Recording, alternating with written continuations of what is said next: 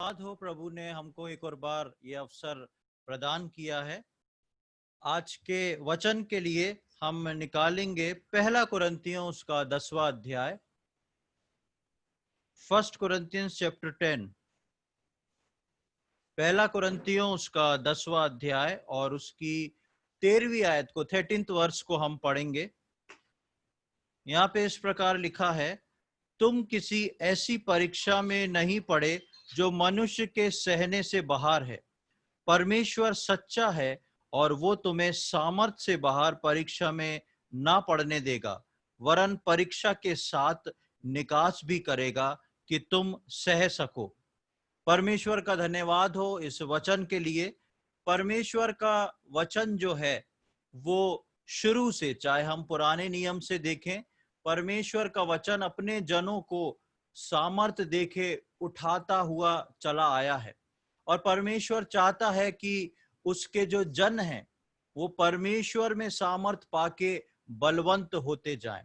खासकर जब विश्वासी जन ऐसी कंडीशंस में से गुजरते हैं, ऐसी परेशानियों से गुजरते हैं और हमको लगता है कि बहुत अधिक हम सह चुके हैं, वहां पर परमेश्वर का वचन जो है हमको बताता है कि तुम किसी ऐसी परीक्षा में नहीं पड़े जो मनुष्य के सहने से बाहर है। ताजुब की बात यह है कि जब भी हम ऐसी परिस्थिति में निकलते हैं, हमको ऐसा महसूस होता है संसार में जो मैं सह रहा हूं वो कोई नहीं सह रहा, या संसार में जो मैं सह रहा हूं वो कोई नहीं सह सकता। अक्सर हम इसी बात को सुनते हैं और जब हम परेशानियों से, दुख की घड़ियों में से निकलते हैं तो हमको लगता है कि सिर्फ मैं हूं जो इस बात से गुजर पा रहा हूं, और कोई मेरी जगह होता तो नहीं रह सकता था। लेकिन परमेश्वर का वचन इसके विपरीत हमको बोलता है। परमेश्वर बोलता है कि तुम ऐसी परीक्षा में नहीं पड़े जो तुम्हारे सहने से बाहर है। यानी कि संसार में बहुत सारी ऐसी परेशानियां हैं, बहुत सारी ऐसी चीजें हैं जो मनुष्य के सहने से बाहर हैं, और जब हम उसको सहते हैं तो हमको लगता है कि शायद हम अकेले रहते हैं। लेकिन उसके साथ साथ हम एक वचन को उसी के बाद देखते हैं 13वीं आयत में, परमेश्वर सच्चा है, परमेश्वर सच्चा है और वो तुम्हें सामर्थ से बाहर परीक्षा में ना पड़ने देगा, वरन परीक्षा के साथ निकास भी करेगा। परमेश्वर विश्वासियों के जीवन में कुछ सरकमस्टेंसेस को, कुछ परिस्थितियों को अलाउ करता है, और उन परिस्थितियों में वो उस विश्वासी को बनाता है, मैच्योर करता है और उस अवस्था में से बाहर भी निकालता है। और विश्वासी को इस बात को समझना बहुत जरूरी, परमेश्वर का समय है और परमेश्वर जो है उस समय के अनुसार विश्वासियों की पुकार को सुनता है और विश्वासियों को उसमें से निकालता है। पुराने नियम से लेके नए नियम तक हम परमेश्वर की सहायता उसके जनों के लिए अक्सर वचन में देखते आए हैं। जब हम पुराने नियम में जाते हैं तो हम इजराइलियों के विषय में पढ़ते हैं। हम देखते हैं निर्गमन उसका 3रा अध्याय और 7वीं आयत मेरे साथ निकाल लें। एक्सोडस चैप्टर 3, निर्गमन उसका 3रा अध्याय और उसकी 7वीं आयत। Exodus chapter 3 verse 7। फिर यहोवा ने कहा, मैंने अपनी प्रजा के लोग जो मिस्र में हैं उनके दुख को निश्चय देखा है, और उनकी जो चिल्लाहट परिश्रम करने वालों के कारण होती है उसको भी मैंने सुना है, और उनकी पीड़ा पर मैंने चित्त लगाया है। परमेश्वर अपने लोगों की अवस्था पर ध्यान देता है और उनके छुटकारे के लिए एक उपाय भी निकालता है। हम देखते हैं कि परमेश्वर ने अब्राहम को इस बात के लिए वाकिफ करा दिया था पहले से, और परमेश्वर ने 430 वर्ष के बाद ऐसा हुआ कि परमेश्वर ने बोला मूसा को बुला के कि मैंने अपने लोगों का कराहना और मैंने अपने लोगों की पुकार को सुना है। और न केवल पुकार को सुना है, लेकिन परमेश्वर बोलता है कि पुकार को सुनने के बाद मैं उनके लिए एक छुटकारा भी प्रदान करता हूं। इसी प्रकार जो है, हम सबका भी इस संसार से छुटकारा निकट है, लेकिन इजरायलियों का ये छुटकारा ठीक उसी प्रकार से हुआ है जैसा कि मुझको और आपको मिलने वाला है। यानी कि परमेश्वर ने एक समय में इजरायलियों की पुकार को सुना था, और पुकार को सुन के परमेश्वर ने उनको मिस्र से छुटकारा प्रदान किया था। और नए नियम के विश्वासियों का दो प्रकार का छुटकारा है। पहला छुटकारा, जब हम प्रभु यीशु मसीह को अपना उद्धारकर्ता के रूप में ग्रहण करते हैं, और दूसरा छुटकारा वो होता है जब प्रभु यीशु मसीह के आगमन पर मैं और आप जो हैं इस दुनिया से छुटकारा पाके उठा लिए जाएंगे और हमेशा हमेशा के लिए अपने परमेश्वर के सम्मुख खड़े होकर उसकी आराधना और स्तुति करेंगे। ये दूसरा छुटकारा जो है नए नियम के विश्वासियों के लिए शेष रह गया है। और जब ये छुटकारा शेष रह गया है, तब परमेश्वर मुझको और आपको ऐसी परिस्थितियों में जिनमें हमको लगता है कि अब सब कुछ हो चुका है, अब सब कुछ हमारे हाथ से निकल गया है, परमेश्वर बोलता है अभी भी तुम ऐसी परीक्षा में नहीं पड़े जो तुम्हारी सामर्थ्य से बाहर है। परमेश्वर मुझ पर और आप पर जो है अपनी निगाहों को रखा हुआ है। परमेश्वर मुझ पर, मुझको और आपको लगातार देखता है। जब हम इस बात को देखते हैं कि परमेश्वर जो है वो अपने जन को कभी भी नहीं छोड़ता, परमेश्वर अपने जन के साथ रहता है।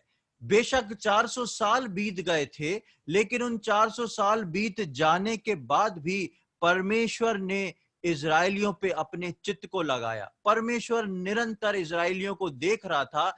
इजरायलियों को लगा कि बहुत हो चुका है, लेकिन परमेश्वर को मालूम था किस घड़ी इजराइल को छुटकारा प्रदान करना है। इसी प्रकार मेरे और आपके जीवन में, हमारे जीवन में परमेश्वर इस बात को जानता है कि मेरा और आपका छुटकारा कहाँ है।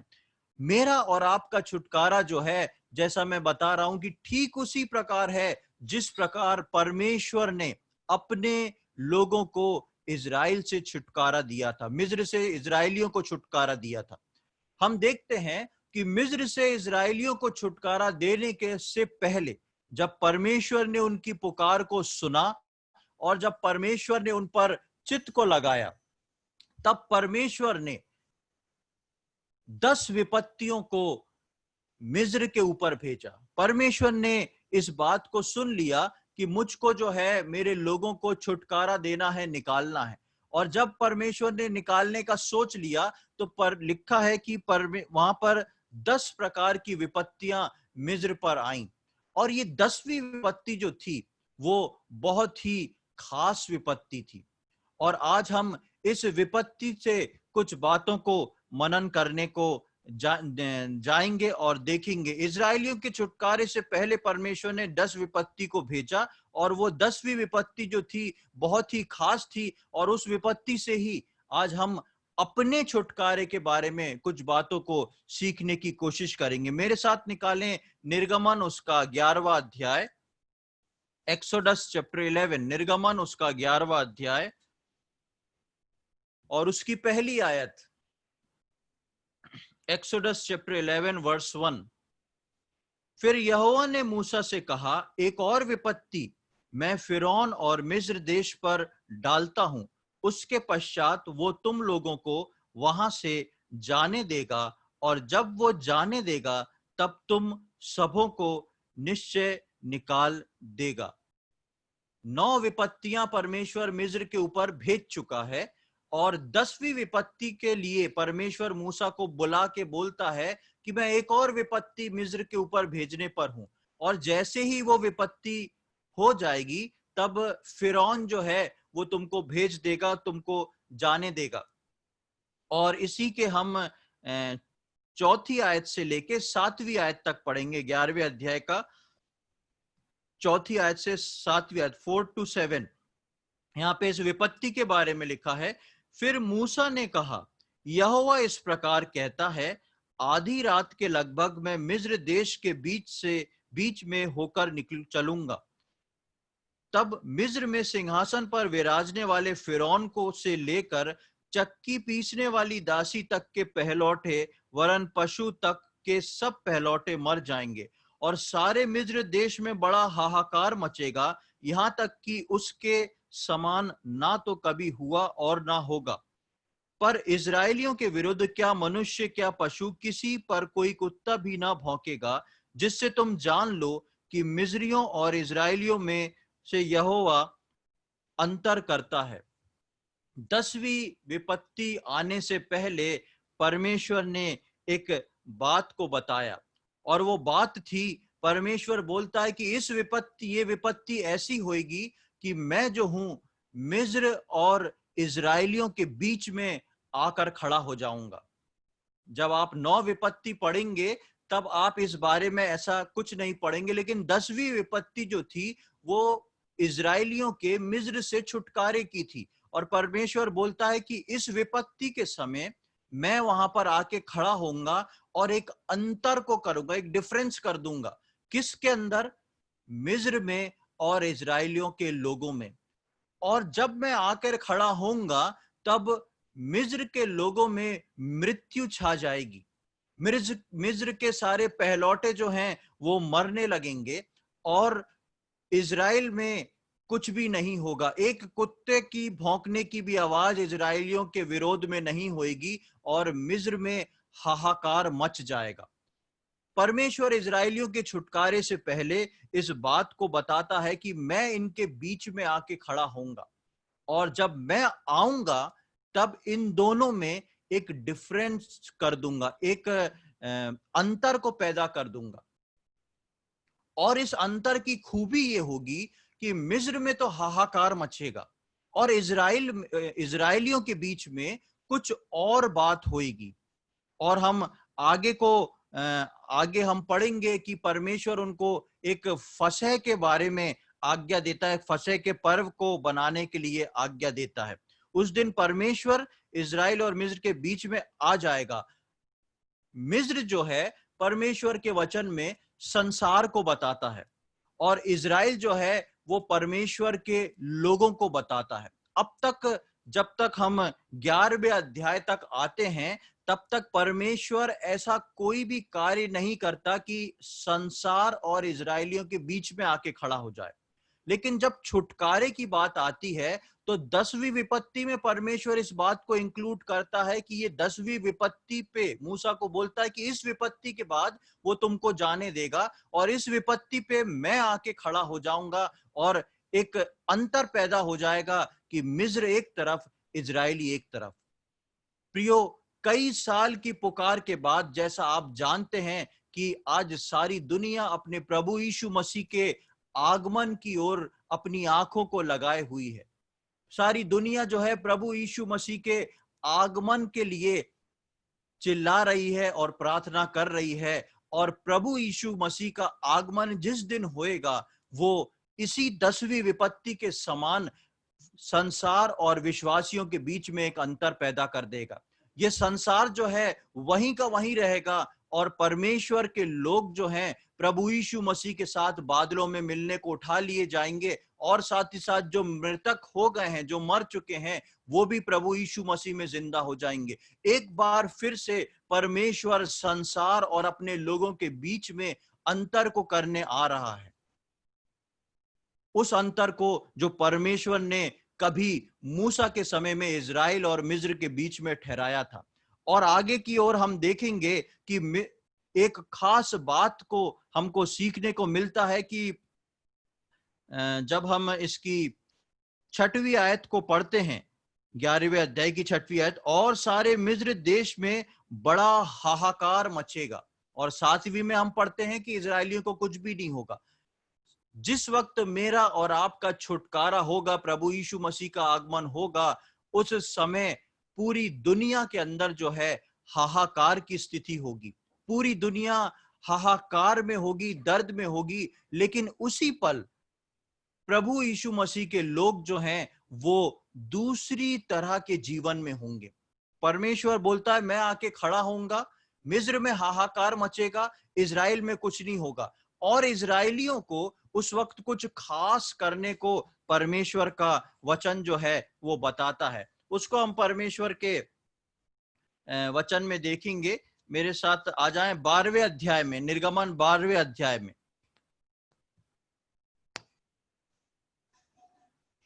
और उसकी 1 से लेके 13वीं आयत को हम पढ़ेंगे। निर्गमन 12वां अध्याय 1 से लेके 13।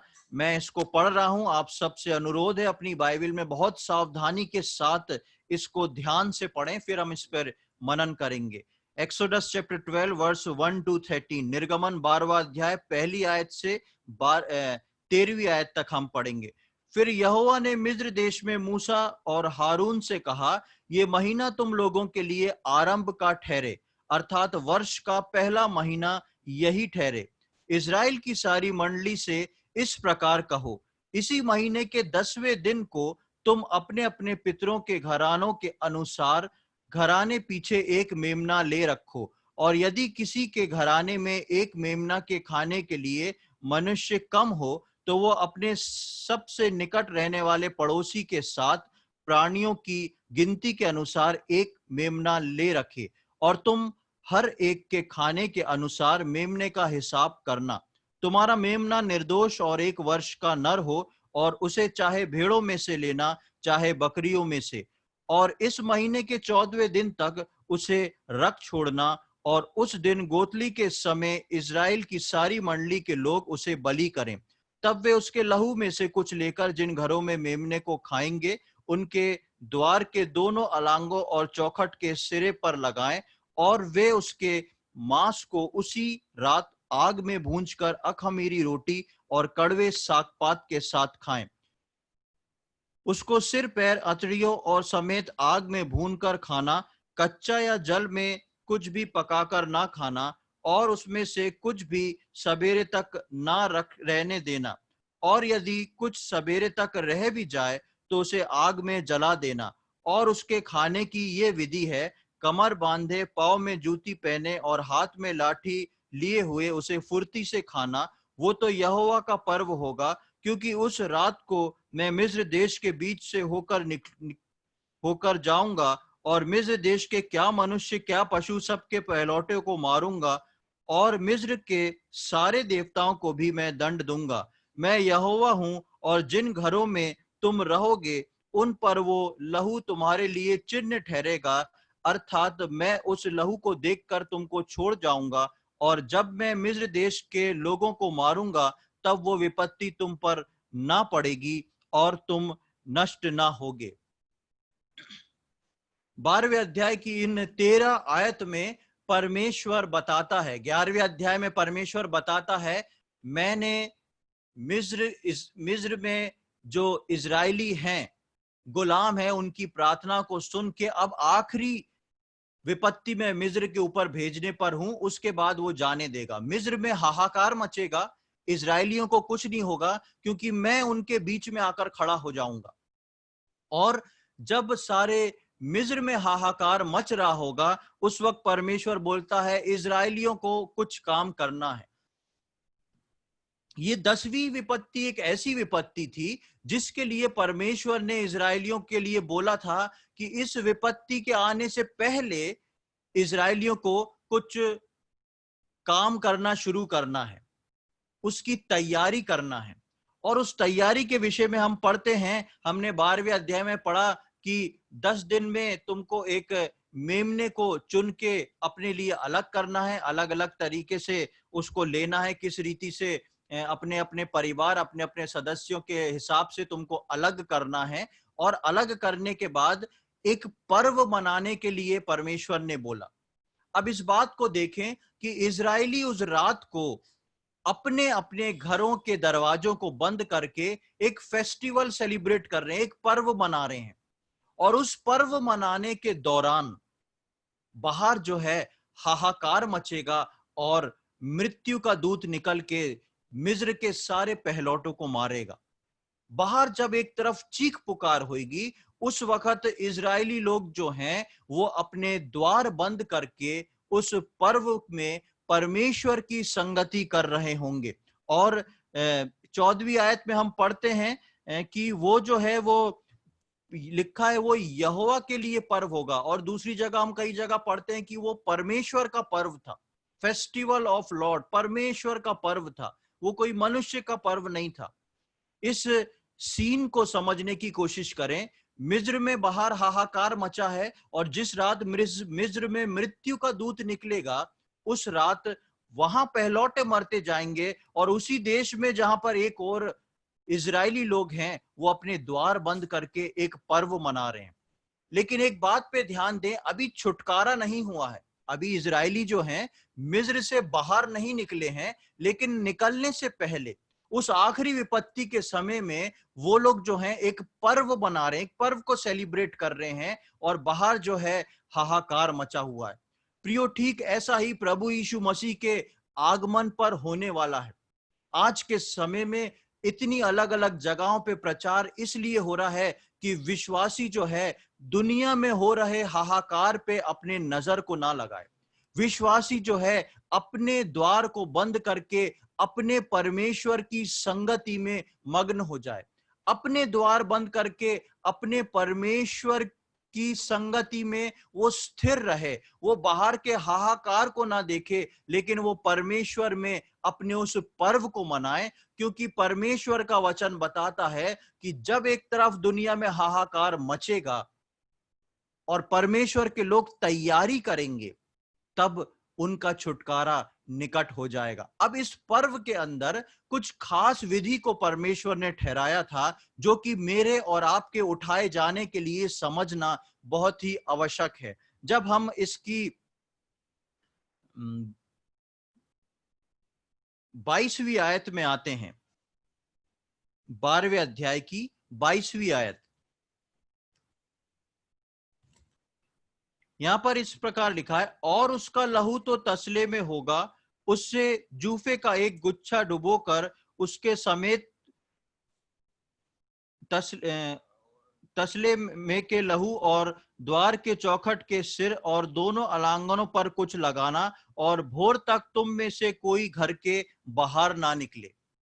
जब परमेश्वर ने इस 10वीं विपत्ति को आना ठहराया, और उस 10वीं विपत्ति से पहले परमेश्वर बोलता है कि तुमको इस प्रकार का आयोजन करना, पहले से तैयारी करना है।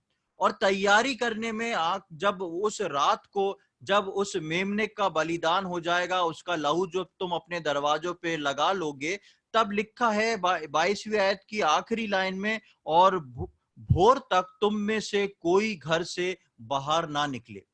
यानी कि सुबह तक, जब तक मृत्यु का दूत घूमेगा, मिस्र में मृत्यु होगी, इजरायली जो है दरवाजा बंद करके अपने पर्व को बनाएंगे। परमेश्वर का वचन बताता है कि अंत के समय में जब सारी पृथ्वी पे हाहाकार मचेगा, तब परमेश्वर के लोग जो हैं वो परमेश्वर की संगति में ही बल पा सकते हैं, और परमेश्वर की संगति में ही आनंदित और सुरक्षित रह सकते हैं। और ना केवल आनंदित और सुरक्षित रहना, परमेश्वर के प्रभु यीशु मसीह के दूसरे आगमन के लिए मैं और आप जो हैं, उनका एक तैयारी का समय भी इसी में छुपा हुआ है। प्रभु का वचन बोलता है कि मुझको और आपको द्वार बंद करके अंदर रहना है। यानी कि द्वार बंद करके अंदर क्यों रहना है? क्योंकि बाहर परमेश्वर आके खड़ा होके अंतर को बनाएगा। हमारे जीवन में इस समय यह जरूरी है कि मेरे और आपके जीवन में, एक विश्वासी के जीवन में और संसार के जीवन में, हम एक अंतर को लाके रखें। हमारे बीच और संसार के बीच में एक अंतर दिखना बहुत जरूरी है। परमेश्वर का वचन बोलता है, उस रात तुम द्वार बंद करके रखना और कोई घर से बाहर ना निकले। क्योंकि यदि हम बाहर निकलेंगे तो हमारी गिनती जो है वो इजरायलियों में नहीं होगी, हमारी गिनती जो है मिस्र के लोग अर्थात संसार के लोगों में होगी।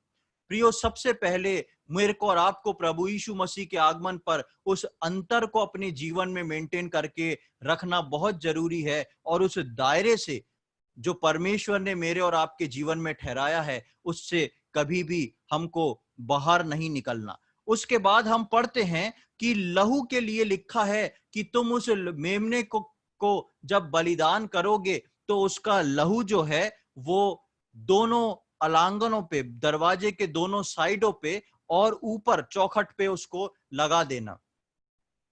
परमेश्वर ने बोला कि इस लहू को लगाना ताकि वो मृत्यु का दूध जब निकलेगा उस लहू को देख के उस घर को छोड़ देगा, उसको नहीं छुएगा।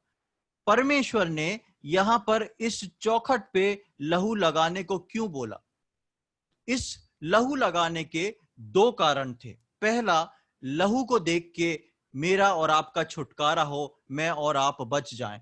दूसरा, वो लहू जो है, वो मेमने का लहू मेरे और आपके लिए एक ठहराई हुई सीमा है, जिस सीमा को मुझको और आपको कभी लांघना नहीं। और उस सीमा पे भी जो लहू लगा है, उस लहू लगाने का भी एक तरीका था। दरवाजे के दोनों साइड में लिखा, चौखट के दोनों अलांगनों पे और ऊपर की साइड। आप सब जानते हैं कि चौखट जो है उसको चौखट बोला इसलिए जाता है क्योंकि वो 4 लकड़ियों का फ्रेम होता है, 2 साइड में, 2 ऊपर नीचे। और पुराने समय के मकान में वो नीचे वाली चौखट भी पूरी दिखती थी। हम कोई पुराने मकान में अभी भी घुसे तो उसको लांघना पड़ता, एक पैर उठा के उसको अंदर जाना पड़ता, नहीं तो ठोकर लग जाएगी। लेकिन अब के मकान में सारी चौखट जो है वो प्लास्टर से, जो फ्लोरिंग होती है उससे ढांक दी जाती है। लेकिन उस समय वो पूरी चौखट थी और परमेश्वर का वचन बोलता है कि तुम उस लहू को जो है दोनों साइड और ऊपर लगाना, लेकिन नीचे उसको लगाने के लिए मना कर दिया था। नीचे उसको लगाने के लिए क्यों मना किया था? क्योंकि वो मेमने का लहू जो है वो एक पवित्र लहू है, और मेमने का लहू जो है कभी भी मेरे और आपके या उस समय इजरायलियों के पैर से लांघा ना जाए, या पैर से छुल के वो कभी भी अपवित्र ना ठहरे, क्योंकि वो मेमना परमेश्वर के लिया हुआ एक मेमना था, और वो पर्व जो था वो परमेश्वर का पर्व था। और इसी प्रकार परमेश्वर जो है वो नए नियम के विश्वासियों को इस बात को बताता और चेताता है कि संसार में जब हाहाकार मचा होगा, आप अपने जीवन के द्वारों पे एक लहू को लगा के रखें। आप अपने परमेश्वर के द्वारा ठहराई हुई सीमा पर एक लहू के सीमा को बना के रखें और उस लहू को लांघने की कभी कोशिश ना करें। आप इस बात को, या विश्वासी जो है इस बात को स्मरण रखे कि एक विश्वासी की जो सीमा है वो लहू से बाहर कभी भी नहीं है। मेरे और आपके जीवन के कार्य, मेरे और आपके जीवन का पारिवारिक जीवन, व्यवहारिक जीवन, सोशल जीवन और कहीं भी काम करने का जीवन, कहीं पर भी एक विश्वासी को अपने प्रभु की लहू के द्वारा ठहराई हुई सीमा को कभी भी लांघना नहीं है। और नीचे उसको इसलिए नहीं लगाया था क्योंकि वो कभी भी पैरों से लांघा ना जाए। हम देखेंगे इब्रानियों, उसका एक पद पढ़ ले हम, इब्रानियों उसका 10वां अध्याय और उसकी 28 और 29वीं आयत। हिब्रूस चैप्टर 10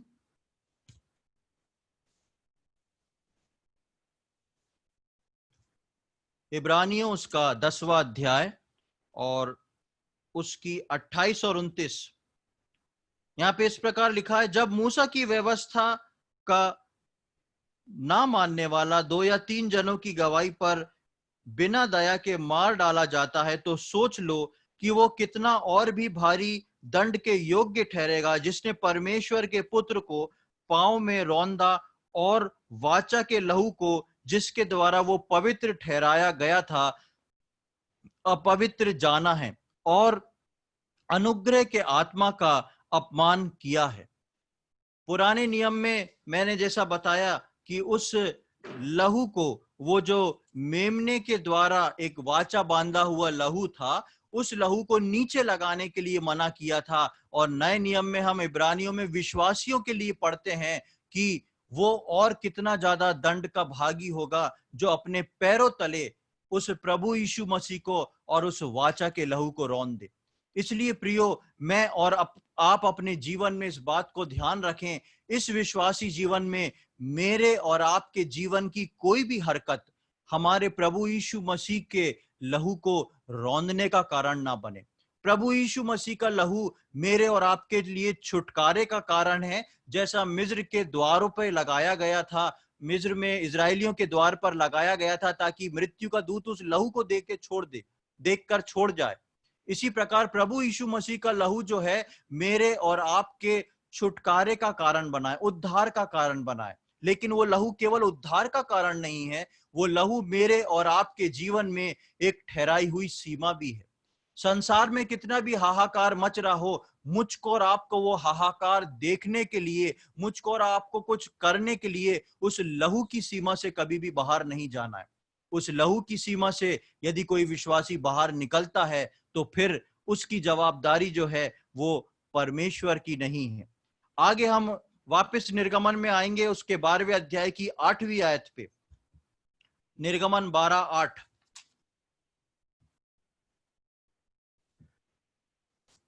इसमें 8वीं आयत में जब हम आते हैं तो लिखा है, और वे उसके मांस को उसी रात आग में भूनकर आखमीरी रोटी और कड़वे साग पात के साथ खाएं। अब एक मेमने के बलिदान के बारे में बताया गया है, और उस मेमने के बलिदान के बारे में बता के दो तीन बातों को बताया है कि किस प्रकार उसके मांस में से सेवन करना है। लिखा है पहली लाइन में, और वे उसके मांस को उसी रात, यानी कि एक ही रात उन लोग को ठहराई गई है और उस रात उनको वो खत्म करना है, और उसमें से अगर कुछ बच जाए, नहीं खा पाए, तो उसको आग में जलाना है। हम देखते हैं एक विश्वासी को अपने जीवन में, अपने मसीह जीवन में पूरा लेना है उसकी सब आज्ञा, शिक्षा, विचार और उसकी पवित्रता को। यानी कि उस मेमने को, ध्यान से सुने, उस मेमने को इजरायलियों के बीच में, जहां पर जिस परिवार में यदि एक मेमना का बलिदान हुआ है, उस मेमने को उनको उसी रात में पूरा खत्म करना है।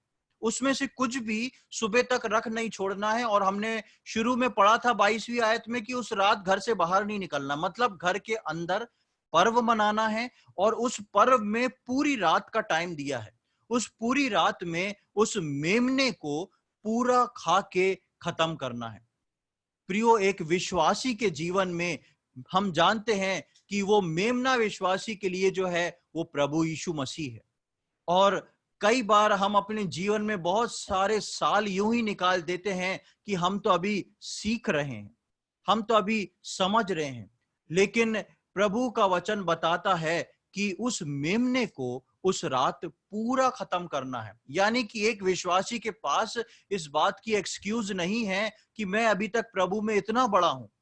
मुझको और आपको, मेरे और आपके छुटकारे से पहले प्रभु यीशु मसीह को जैसा वो है वैसा पूरा का पूरा लेना बहुत जरूरी है।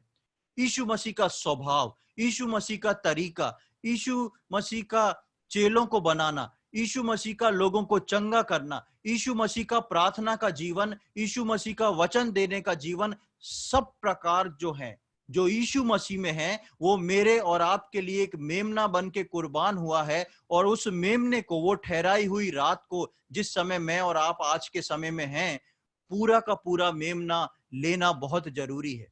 हम और आप ये नहीं कह सकते कि मुझ में यीशु मसीह का ये स्वभाव है कि मैं दूसरों के लिए प्रार्थना करता हूं, पर मुझ में ये स्वभाव नहीं है कि कोई मेरे गाल पे एक चांटा मारे तो मैं दूसरा अपने आगे बढ़ा दूं। ऐसा ही एक्सक्यूज जो है यीशु मसीह नहीं, शैतान आपके जीवन में डालता है। आप ये नहीं कह सकते कि प्रभु यीशु मसीह ने बोला कि एक कोई तुमसे बेगारी में 1 किलोमीटर तुमको चलाए तो तुम उसके साथ 2 किलोमीटर चल लेना। ये स्वभाव मेरा नहीं है, बाकी काम मैं कर लेता हूं जैसा प्रभु ने बताया। तो प्रियो, ये बात जो है शैतान की ओर से है। परमेश्वर का वचन बताता है एक मसीह को, एक विश्वासी को, वो ठहराई हुई रात में, जो छुटकारे के समय का पहले का समय है, उसमें एक विश्वासी को यीशु मसीह को पूरा का पूरा लेना है। और इसलिए पौलुस इस बात को बोलता है कि मैं अपने शरीर को मारता, कूटता और वश में रखता हूं। क्यों रखता हूं? ताकि मसीह को पूरा ले सकूं। मेरे को और आपको भी अपने जीवन में अपने शरीर को, अपनी देह को, अपने प्राण को जो है मार के, कूट के, उस प्रभु यीशु मसीह की लहू की ठहराई हुई सीमा के अंदर रख के, उस रात जो है प्रभु यीशु मसीह को पूरा का पूरा लेना जरूरी है। उसके विचार, उसकी शिक्षा और उसकी सब प्रकार के कार्य, उसकी पवित्रता, उसका अखमीरापन, सब कुछ जो है वो मुझको और आपको लेना है। ये मेरे और आपके जीवन का सबसे पहला मकसद है। हम इस बात को ना सोचें कि प्रभु ने मुझको अब तक बताया नहीं चुनने के बाद कि मुझे क्या करना है। प्रभु की एक आज्ञा सारे विश्वासियों के लिए है कि मैं और आप प्रभु यीशु मसीह के समान बने, मैं और आप उसके समान पवित्र बने, मैं और आप उसके समान आत्मिक समझदार बने, मैं और आप उसके समान प्रार्थना करने वाले एक प्रार्थना के योद्धा बने, मैं और आप उसके समान परमेश्वर की बड़ाई करने वाले बने, मैं और आप उसके समान प्रभु का वचन दूसरों को सुनाने वाले बने, मैं और आप उसके समान उसके राज्य के बारे में बताने के लिए, और बहुत सी सारी आज्ञाएं। लेकिन ये सब का सब मुझको और आपको पूरा का पूरा मसीह को अपने अंदर लेना है। जैसा इजरायलियों को छुटकारे से पहले परमेश्वर ने बोला कि मेमने को उसी रात पूरा लेना है। दूसरी बात को हम 8वीं आयत में देखते हैं कि किस प्रकार लेना है। उसमें हम देखते हैं कि उसको आग में भूंज के लेना है। परमेश्वर का आग जो है वो परमेश्वर के न्याय को बताती है। आग जो है परमेश्वर के द्वारा दिए हुए एक निर्णय को, जो न्याय, एक जजमेंट को बताती है। और उस जजमेंट के को जो है आग जब बताती है, और यहां पर हम पढ़ते हैं कि उसको जो है पानी में नहीं पकाना है, उस मेमने का जिसका बलिदान होएगा, उसको कोई मसालों में नहीं पकाना है, लेकिन लिखा है उसको आग में भूंज के खाना है। आग जो है परमेश्वर का जजमेंट, परमेश्वर का न्याय है। और मेमने को आग में भूंज के परमेश्वर ने इसलिए खाने को बोला कि ये मेमना जो था वो परमेश्वर के न्याय को अपने ऊपर लेके इजरायलियों के लिए छुटकारे का कारण बना। या दूसरे शब्दों में बोलूं कि ये मेमना जो था परमेश्वर के न्याय को इसने अपने ऊपर लिया, और इसके लहू लगाने के द्वारा इजरायलियों को छुटकारा प्रदान हुआ। इसी प्रकार परमेश्वर ने इसको बोला कि जब इजरायली इसको खाएंगे, उनको ये बात स्मरण हो कि ये आग जो है, बला, इस पशु को बलि करने के बाद इस आग में जब इसको भूना जा रहा है, इसने परमेश्वर के न्याय को अपने ऊपर लिया है, और इसका लहू जो है वो मेरे और आपके छुटकारे के लिए बहाया गया। प्रियो, इसी प्रकार हम प्रभु यीशु मसीह को देखते हैं कि कलवरी के क्रूस पर उसने परमेश्वर का वो न्याय जो मेरे और आपके पाप के ऊपर आना था, वो प्रभु यीशु मसीह ने ले लिया, और क्रूस पर जो खून की धारा उसने बहाई, वो मेरे और आपके छुटकारे का कारण हो गया। और हम देखते हैं, हमको उस आग में जब उस मेमने को भूना जाता है, तो वो भूनने के बाद जो है इजरायलियों के लिए वो खाने के योग्य बन जाता है। इजरायलियों को उसको कच्चा नहीं खाना था, आग में भून के खाना था। और जब आग में भूनते हैं तो वो मेमने के ऊपर परमेश्वर का आया हुआ न्याय को बतलाता है, और आग में भूनने के बाद वो मेमने का जो मांस है वो इजरायलियों के खाने के योग्य बन जाता है। प्रभु यीशु मसीह ने भी मेरे और आपके लिए वो उस प्रभु परमेश्वर के न्याय में से गुजर के वो मेरे और आपके लिए एक खाने के योग्य वस्तु बन गया। इसलिए हम पढ़ते हैं, हम उसको निकाल ले, यूहन्ना उसका 6वां अध्याय, gospel according to John chapter 6, यूहन्ना रचित सुसमाचार उसका 6वां अध्याय, और उसका 53 से 56 तक हम पढ़ेंगे, 53 to 56।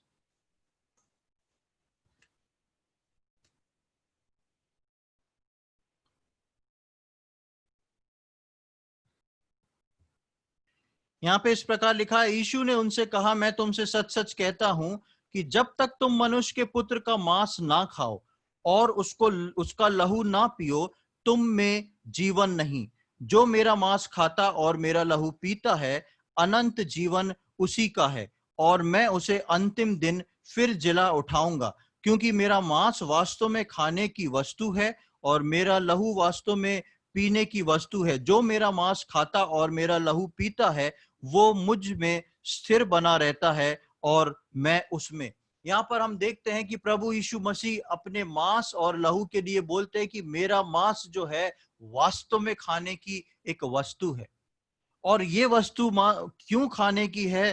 ताकि अगर तुम इसमें बने रहोगे, तो बोलता है मैं अंतिम दिन तुम्हें जिला उठाऊंगा, और जो मेरा मांस खाता और मेरा लहू पीता है वो मुझ में स्थिर बना रहता है, प्रभु यीशु मसीह में स्थिर बना रहता है। और हम पुराने नियम में देखते हैं कि छुटकारे से पहले परमेश्वर ने उसको मेमने के मांस को आग में भूंजकर खाने की आज्ञा दी। इसलिए परमेश्वर ने उसी रात मेमने को खाने की आज्ञा दी। इसलिए परमेश्वर ने उनको आग में भूंज के खाने की आज्ञा दी, ताकि भूंजते वक्त इस बात को इजरायली स्मरण रखें कि ये मेमना के ऊपर परमेश्वर का न्याय आया है और इसके लहू से हमने छुटकारा पाया है, और इसका मांस जो है वो हमको छुटकारे का नया जीवन प्रदान कर रहा है। आज प्रभु यीशु मसीह के उस प्रभु भोज में से भाग लेके मुझको और आपको हम इस बात का डिक्लेरेशन करते हैं, हम इस बात को स्मरण करते हैं कि परमेश्वर के द्वारा प्रभु यीशु मसीह को भेज देने के कारण प्रभु यीशु मसीह में मुझको और आपको छुटकारे का और वो अनंत काल का जीवन परमेश्वर ने प्रदान किया है। उसके बाद हम देखते हैं वहां पर लिखा है, और इस मांस को जो है कड़वे सागपात के साथ खाना। इस मांस को कड़वे सागपात के साथ हमको खा के खत्म करना। ये कड़वा सागपात क्या है? कड़वापन जो है मेरे और आपके पाप की दशा को बताता है। कड़वापन जो है, बिटरनेस जो है, बाइबल में पाप को बताती है, सिंफुल लाइफ को बताती है। और लिखा है कि इस आग में भुने हुए मेमने को उस कड़वे सागपात के साथ कड़वे सागपात के साथ खाना है। और मैं और आप, वहां पर परमेश्वर ने उनको ये आज्ञा दी थी कि जब वो उस मांस को खाएंगे, मांस का स्वाद आएगा, उसी के साथ बीच में उनको उस कड़वे सागपात की कड़वाहट भी आएगी। और वो कड़वाहट उनको ये स्मरण दिलाने के लिए थी उनका 430 वर्ष का गुलामी का जीवन। उस 430 वर्ष में गुलामी के जीवन में कैसे कैसे कष्टों को उनने सहा, जब उनके बच्चों को, उनके लड़कों को नील नदी में जो है फेंक दिया गया, और कितना कितना कष्टदायक समय उन लोग ने देखा उस छुटकारे से पहले। पर जब वो मेमने के उस मांस में खा रहे हैं, उस कड़वेपन को वो याद कर रहे हैं। और परमेश्वर ने उनको ये इसलिए दिया कि छुटकारे से पहले उस कड़वे स्वाद को वो अनुभव करें कि वो कहां से निकले हैं। प्रियो, मैं और आप जब इस दुनिया कर रही है और द्वार बंद करके प्रभु यीशु मसीह के दूसरे आगमन की तैयारी कर रहे हैं, मुझको और आपको प्रभु की आराधना स्तुति के साथ साथ अपने पीछे के कड़वे जीवन को याद रखना बहुत जरूरी है। क्योंकि मैं और आप पवित्र नहीं थे, मैं और आप अच्छे नहीं थे, लेकिन एक पाप की सड़ाहट और पाप की कड़वाहट से उस मेमने ने मुझको और आपको बाहर निकाल के छुटकारा दिया है। और जब हम मेमने के साथ संगति करते हैं, उस कड़वाहट को स्मरण रखें अपने जीवन में। उसके बाद हम आगे आते हैं तो लिखा है कि उसको जो खाना है वो अखमीरी रोटी के साथ खाना है। मसीह में आने के बाद पुराना खमीर को दूर करके प्रभु में संगति रखने की बात को ये अखमीरी रोटी बताती है। मसीह में आने के बाद अपने जीवन से धीरे धीरे करके पुराने खमीर को निकाल के खमीर रहित आटा बन के वो जीवन जो है वो हमारी नई मसीही शुरुआत को या नई मसीह की संगति को बताती है। यानी कि परमेश्वर ने उनको ये बात बताई थी कि इस कड़वे सागपात, इस मेमने का जो मांस आग में भुना हुआ है, इसके साथ साथ एक चीज और खाना है, वो है अखमीरी रोटी। प्रभु में आ जाने के बाद मेरे और आपके जीवन में ये बहुत जरूरी है कि मेरा और आपका स्वभाव जो है वो खमीर रहित हो जाए। जब चारों ओर संसार में क्लेश फैला होगा, उस समय हमको द्वार बंद करके मेमने की संगति करके अपने छुटकारे के लिए तैयार होना है। और उस छुटकारे की तैयारी के लिए मैं और आप जो हैं मेमने के उस मांस से भागीदारी रखेंगे। मेमने के उस मांस को आग में भूनकर उस अखमीरी रोटी और कड़वे साग पात के साथ खाएंगे। अब इन सारी बातों को देखें। ये विधि थी उस द्वार को बंद करके। प्रियो, आज सारे संसार में सब जगह अलग अलग तरीके से, बहुत सारी बातों से, केवल एक वायरस से नहीं, दूसरी और चीजों से भी एक हाहाकार मचा है। और ये समय है कि हम सब जानते हैं कि प्रभु यीशु मसीह का आगमन धीरे धीरे हमारे करीब आता जा रहा है। और जब प्रभु यीशु मसीह का आगमन होएगा, प्रभु जो है संसार के लोग और अपने लोगों के अंदर बीच में एक बड़े अंतर को ठहरा देगा, और उसी अंतर के तहत प्रभु के लोग बादलों पर उठा लिए जाएंगे। चाहे वो जमीन में मर चुके गड़े हुए हों, मुर्दे जिलाए जाएंगे और हम जो जीवित हैं वो बदल जाएंगे। एक बार फिर से प्रभु जो है संसार और अपने लोगों के बीच में आके खड़े होने वाला है। लेकिन परमेश्वर बोलता है कि उससे पहले एक तैयारी करना बहुत जरूरी है। उससे पहले मुझको और आपको एक पर्व मनाना बहुत जरूरी है। और इस बात का यकीन रखें कि मैं और आप जो हैं आज उस पर्व मनाने वाली स्थिति में खड़े हुए हैं। प्रभु यीशु मसीह का आगमन जो है मेरे और आपके ऊपर अब डिपेंड करने लगा है। प्रभु चाहता है कि जब संसार में हाहाकार मचे, मैं और आप अपने द्वार को बंद करके अपने प्रभु यीशु मसीह के साथ हर रोज नित्य संगति में लगे रहें, हर रोज उस मेमने के मांस में से भागीदारी रखें, उस कड़वेपन को अपने जीवन में महसूस करें, परमेश्वर के उस न्याय को अपने जीवन में महसूस करें, अपने जीवन में उस अखमीरीपन को, उस खमीर को दूर करके एक अखमीरी रोटी बन के अपने जीवन को सुधारें। और सबसे बड़ी बात यह है कि लहू के दायरे के अंदर मेरे को और आपको रहना है। उस दरवाजे से मुझको और आपको बाहर नहीं निकलना है। हम देखते हैं इसकी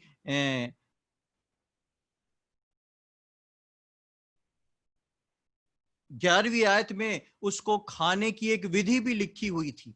और वो विधि क्या थी कि उसके खाने की ये विधि है कि कमर बांधे, पांव में जूती पहने और हाथ में लाठी लिए हुए उसे फुर्ती से खाना, वो तो यहोवा का पर्व होएगा। उस पर्व को मनाने की भी एक विधि है कि सुबेरे, उनको मालूम है टाइम सुबह तक का है, सुबह तक खत्म करना है, लेकिन लिखा है कि अपनी कमर बांध के हाथ में लाठी लिए और सब कुछ करके बिल्कुल तैयार रहना है। क्यों तैयार रहना है? ठीक ऐसी बात हम प्रभु यीशु मसीह इस बात को बोलता है, उसको भी हम देखेंगे। लूका रचित सुसमाचार उसका 12वां अध्याय, gospel according to Luke chapter 12, लूका रचित सुसमाचार उसका 12वां अध्याय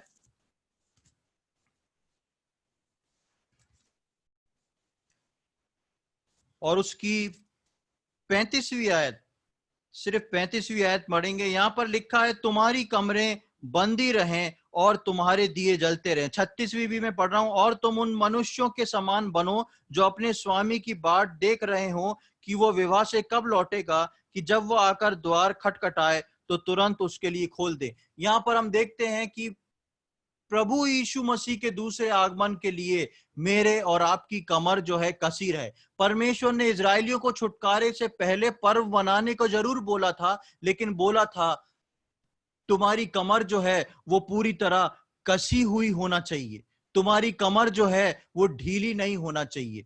प्रियो, मेरी और आपकी कमर जो है, जब चारों ओर संसार में हाहाकार मचा हुआ है, मैं और आप अपने प्रभु यीशु मसीह के आगमन के लिए अपनी कमर को कस के उस मेमने की संगति में नित्य लगे रहें। वापस हम निर्गमन उसके 12वें अध्याय में आएंगे और उसकी 28वीं और 29वीं आयत को मैं पढ़ूंगा।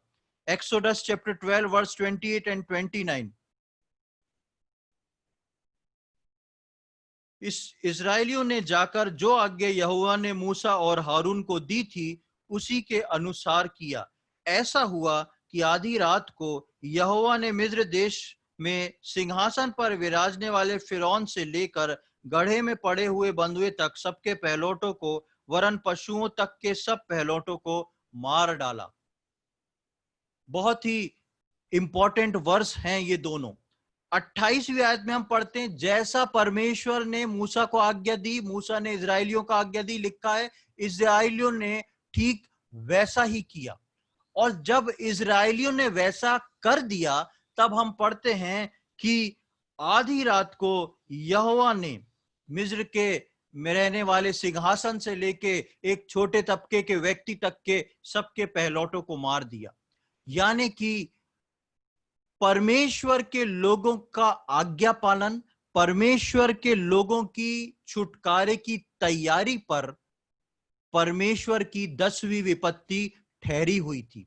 जब परमेश्वर के लोगों ने आज्ञा पूरी करी, जब परमेश्वर के लोगों ने उस कार्य को पूरा कर दिया, परमेश्वर ने 10वीं विपत्ति को मिस्र में भेज दिया। प्रियो, आज के समय में मेरे को और आपको एक तैयारी बहुत जरूरी है। इस बात के लिए रो के गमगीन ना हो कि प्रभु आपका आगमन कब होएगा। इस बात को सोचें कि क्या मैं प्रभु के आगमन के लिए तैयार हो गया हूं? क्या मैं अपने जीवन में उस लहू के द्वारा ठहराई हुई सीमा के पार नहीं निकल रहा हूं? क्या मैं अपने पैरों से उस लहू को रौंद तो नहीं रहा हूं? क्या मैं अखमीरी रोटी बन गया हूं? क्या मैं हर रोज उस मांस को आग में भून के परमेश्वर का न्याय जो मेरे कारण प्रभु यीशु मसीह पर आया, उसका लहू जो मेरे कारण बहाया गया, उसको स्मरण करके अपने पाप में जीवन को याद करके उस कड़वे साग पात के साथ हर रोज ले रहा हूं कि नहीं? प्रियो, विश्वासियों की तैयारी ही प्रभु यीशु मसीह के दूसरे आगमन पर रुका हुआ है। प्रभु यीशु मसीह का दूसरा आगमन जो है विश्वासियों की तैयारी पर टिका हुआ है। हम तैयार रहें। इसलिए प्रकाशित वाक्य में हम पढ़ते हैं कि कलीसिया पुकारे और बोले, हाँ प्रभु यीशु मसीह। आज कलीसिया तैयार नहीं है, इसलिए प्रभु यीशु मसीह का आगमन नहीं होता। मुझको और आपको तैयार होना बहुत जरूरी है। हमारा छुटकारा जो है वो हमारे समर्पण पर टिका हुआ है। हम इस संसार और उस पर आ रही विपत्तियों को देखकर विचलित ना हो, पर अपने को लहू की सीमा में रख के मेमने की संगति करें। हमारे घर में सिर्फ यीशु मसीह का पर्व मनाया जाए, छुटकारा अपने आप हमारे जीवनों में आ जाएगा। प्रियो, हमारी आज की सबसे बड़ी जरूरत एक विश्वासी की ये है कि क्या मैं प्रभु यीशु मसीह के लिए तैयार हूं?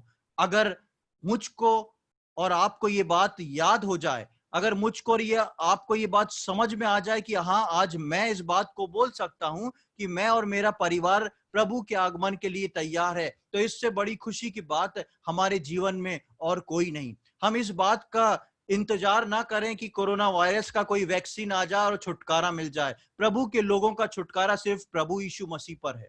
और एक विश्वासी की आंख जो है वो संसार के हाहाकार से बचने के लिए नहीं, लेकिन एक विश्वासी की आंख जो है वो प्रभु यीशु मसीह के बादलों पर आगमन पर होना चाहिए। इसलिए लूका में प्रभु ने बोला है कि जब तुम ये सारी बातें होते देखो तो अपनी नजरें ऊपर की ओर उठाना। बहुत दुख होता है मेरे को जब मैं सुनता हूं कई विश्वासियों के मुंह से कि वो आए दिन इस बात को सर्च करते हैं गूगल पे कि कोरोना का आज वैक्सीन निकला कि नहीं, या वैक्सीन जो है वो कितने समय में आ जाएगा। लोग आज विश्वासियों की दशा ये है कि वो सोचते हैं कोरोना का वैक्सीन निकले, वापस जीवन मिले, वापस वही सब काम करें, वापस संसार की चीजों में मिलें। लेकिन बहुत कम विश्वासी ऐसे हैं जो इस बात को सोच रहे हैं वैक्सीन निकले या ना निकले, संसार में लड़ाई झगड़े हो या हो, प्रभु यीशु मसीह का आगमन हो और उसके आगमन पर मैं उठाया जा सकूं। प्रियो, हमारी आंखें प्रभु यीशु मसीह पे लगी रहें। परमेश्वर ने इजरायलियों के समय में मिस्र में 10 विपत्ति भेजी और 10वीं विपत्ति के बाद इजरायलियों का छुटकारा हो गया। जब संसार में हाहाकार मचा था, परमेश्वर के लोग शांति में थे। आज भी संसार में बेशक हाहाकार मचा हुआ है, मैं और आप उस हाहाकार में सम्मिलित ना हो, लेकिन मैं और आप मेमने की संगति में संगति रख के अपने प्रभु में आनंदित हों। प्रभु के आगमन के लिए हम अपने आप को तैयार करें। प्रभु का आगमन शीघ्र मेरे और आपके जीवन में होएगा। प्रभु आएगा और मुझको आपको हमेशा हमेशा के लिए बादलों पे उठा के लेके जाएगा। प्रभु इन वचनों को समझने में हम में से प्रत्येक की सहायता करे। प्रभु के नाम की महिमा हो।